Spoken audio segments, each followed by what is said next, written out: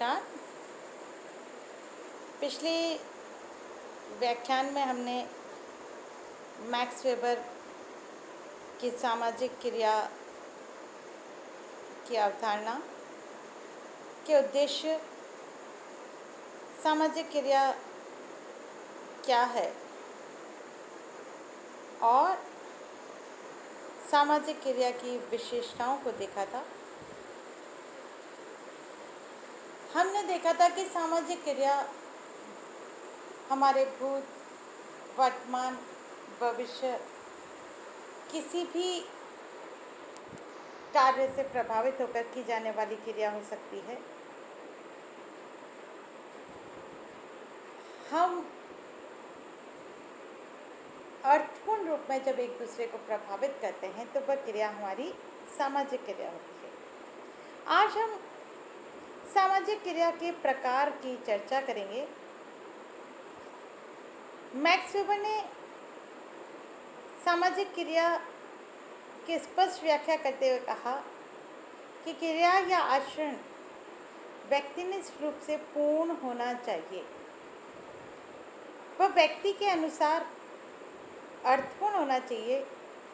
दूसरों के आचरण को समझाने के लिए यह नहीं देखना चाहिए कि वे क्या कर रहे हैं, बल्कि हमें यह जानना चाहिए कि वे अपनी क्रियाओं के साथ क्या अर्थ जोड़ते हैं।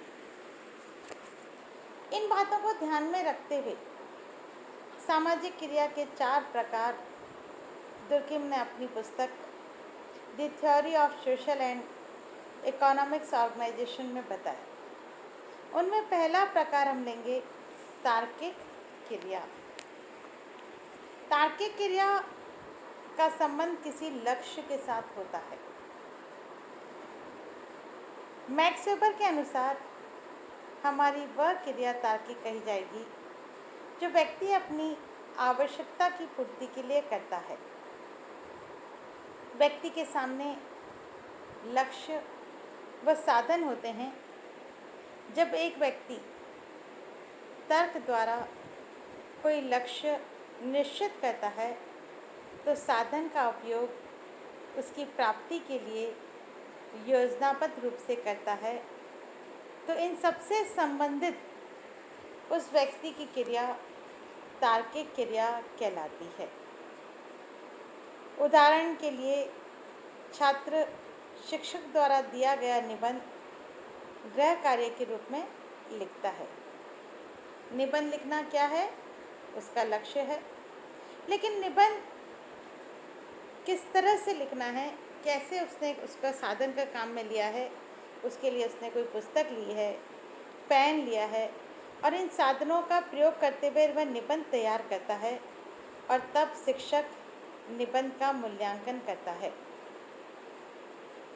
बाद में उसी निबंध को छात्र अपनी वार्षिक परीक्षा के लिए तैयार करता है, याद करता है और प्रथम स्थान प्राप्त करता है। तो वेबर इसे शुद्ध तार्किक क्रिया कहते हैं, क्योंकि इसमें लक्ष्य और साधन तर्क द्वारा निश्चित किए जाते हैं। इससे स्पष्ट है कि जब लक्ष्य की प्राप्ति के लिए साधनों के विभिन्न विकल्पों पर तार्किक विचार करना है तो वह तार्किक क्रिया है। दूसरी है मूल्यांकनात्मक क्रिया। वेबर ने मूल्य अभिमुखी अर्थात इसका जो दूसरा स्वरूप बताया है वह मूल्यों से जुड़ा हुआ है और इसमें तार्किक क्रिया के मामले में बिना कीमत के उस घटना प्रसंग को ध्यान में रखे साधन के चयन का अभिमुखन एक पूर्ण मूल्य को प्राप्त करना है। मतलब साधन का जो चयन कर रहे हैं उसका पूरा उद्देश्य है कि हमें अपने उस मूल्य को प्राप्त करना है। इसको हम एक उदाहरण से स्पष्ट करेंगे कि जैसे कि एक डूबता हुआ जहाज है और जो कप्तान उसे चला रहा है वह चाहे तो अपने आप को उस जहाज से अलग करके अपने आप को बचा सकता है, लेकिन कप्तान का मूल्य क्या कह रहा है कि उसे समुद्र में भले वह डूब जाए, लेकिन सबको इस तरह से खतरे में डालकर नहीं जाएगा, तो वह उसका मूल्यांकनात्मक क्रिया है। वह जानता है कि उसे अपने जीवन से हाथ धोना पड़ सकता है, फिर भी वह मर जाना पसंद करेगा। जहाज को छोड़कर चले जाना सम्मानजनक नहीं मानता। यह उसकी मूल्यांकनात्मक क्रिया कहलाती है। कर्ता समाज के मूल्य को प्राप्त करना चाहता है। वह उसे प्राप्त करने के लिए कीमत की चिंता नहीं करता। लक्ष्य उसका अंतिम उद्देश्य है।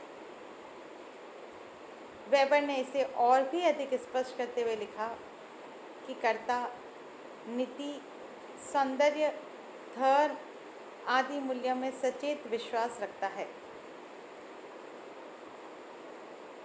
वह बाहरी सफलता की संभावना की परवाह नहीं करता। इसमें तर्क का होना आवश्यक नहीं है।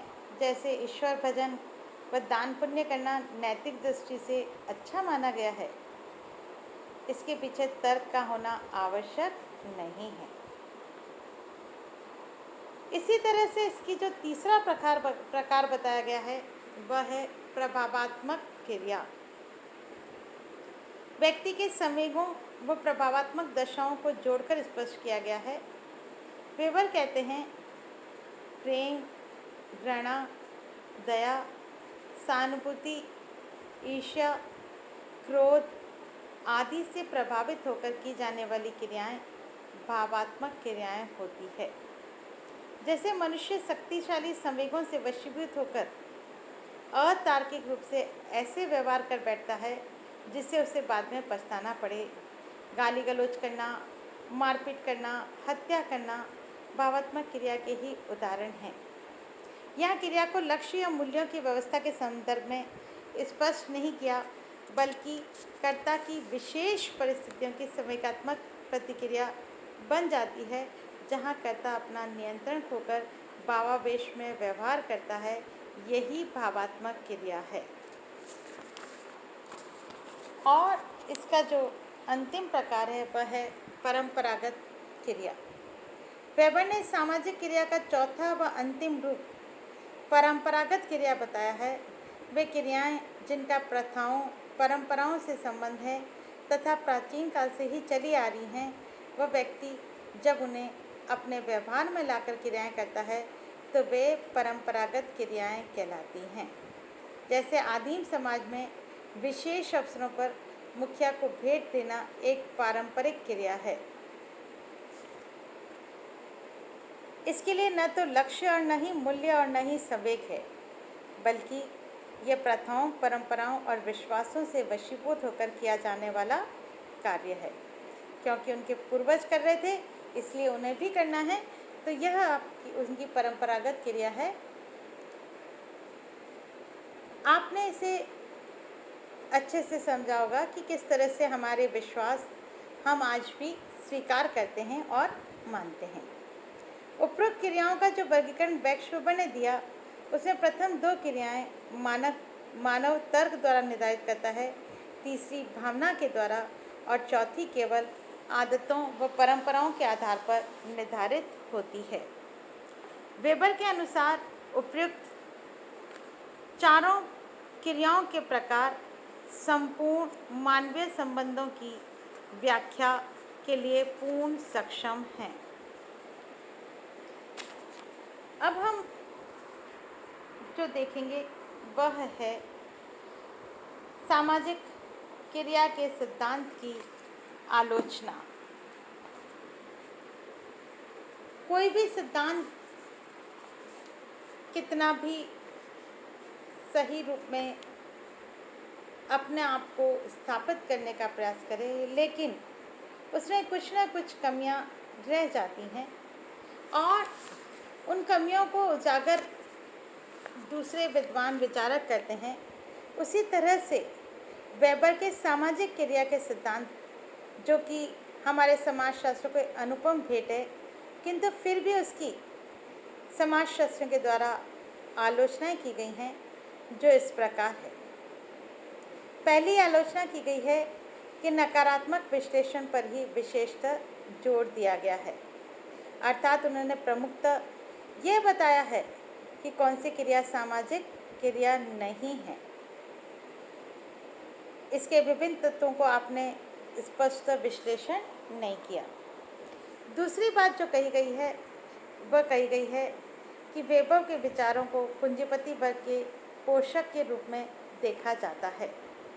जहां मार्क्स ने सर्वहारा वर्ग और पूंजीपति वर्ग के बीच वर्ग संघर्ष में सर्वहारा वर्ग को विशेष महत्व दिया है, वहां वेबर ने पूंजीपति वर्ग को महत्व दिया है। तीसरी बात है मनोवैज्ञानिक सिद्धांत। वेबर ने सामाजिक क्रिया को मनोवैज्ञानिक अवधारणाओं एवं शब्दों द्वारा परिभाषित एवं वर्गीकृत किया है, जिसका प्रमाण क्या है? हमारी भावात्मक क्रिया। क्रियाओं के प्रकारों के उल्लेख में मैक्स वेबर ने व्यक्ति के मस्तिष्क, भावनाओं एवं आदतों को महत्व दिया है। इससे वह मनोवैज्ञानिक जगत एवं दोष के शिकार हो गए हैं। जो मैक्स वेबर का वर्गीकरण दिया गया है, उन्होंने 4 भागों में इसे बांटा है, वह भी उचित नहीं है, क्योंकि मेलनबर्ग का मानना है कि हमारी मूल उत्प्रेरणाएं 3 प्रकार की होती हैं, तो हमारी सामाजिक क्रियाएं 4 प्रकार की कैसे हो सकती हैं? ये 3 प्रकार की हमारी क्या होती है मूल उत्प्रेरणाएं? तर्क, संवेग और भावना। ये तीनों ही मनुष्य के व्यवहार की मूल प्रेरणाएं हैं। अतः वेबर का सामाजिक क्रिया का मूल्यांकनात्मक क्रिया स्पष्ट नहीं है। जो दूसरा प्रकार है वह हमें स्पष्ट नहीं कर रहा है। फिर हम बात कर रहे हैं सामाजिक परिवर्तन की व्याख्या नहीं। वेबर का ये क्रिया सिद्धांत जो है वह हमारे सामाजिक परिवर्तन को स्पष्ट नहीं कर पा रहा है। मानदंडों में अनुरूपता मानते हैं, जो कि अत्याज्य है। इससे सामाजिक परिवर्तन की व्याख्या नहीं की जा सकती है। नेक्स्ट है सामाजिक संरचना व संस्कृति का अध्ययन नहीं। मैक्स वेबर का सिद्धांत सामाजिक संरचना और संस्कृति की व्याख्या नहीं कर रहा है। इन्हें वह पहले से ही समाज में दिया हुआ या स्थापित मानकर चलते हैं। मैक्स वेबर मानते हैं कि हमारे क्रियाओं के कई रूप हैं जो पहले से हमारे समाज में विद्यमान हैं और उसी के आधार पर हमारी संस्कृति भी विद्यमान मानी गई है। नेक्स्ट है अपूर्ण वर्गीकरण। इनका क्रियाओं का वर्गीकरण अपूर्ण है। पार्सन्स ने सामाजिक क्रिया के कई आधारों एवं प्रकारों का उल्लेख करके ये स्पष्ट कर दिया कि वेबर ने अधूरा और अपूर्ण वर्गीकरण प्रस्तुत किया है। नेक्स्ट है अस्पष्ट वर्गीकरण। वेबर ने जो वर्गीकरण दिया है वह पूर्णतः अस्पष्ट है। एक ही क्रिया कभी तार्किक, कभी भावात्मक और मूल्यांकनात्मक या परंपरात्मक में से 2 या अधिक श्रेणी में रखी जा सकती है। तब हमारे सामने दुविधा क्या होगी कि हमें उससे कौन सी क्रिया माने, और वह हमारे लिए एक कठिनाई उत्पन्न कर देगा कि हम उसको किस रूप में स्वीकार करें। ये सभी आलोचनाएं हमने देखी जो कि विभिन्न समाजशास्त्रियों के द्वारा सामाजिक क्रिया सिद्धांत की गई हैं।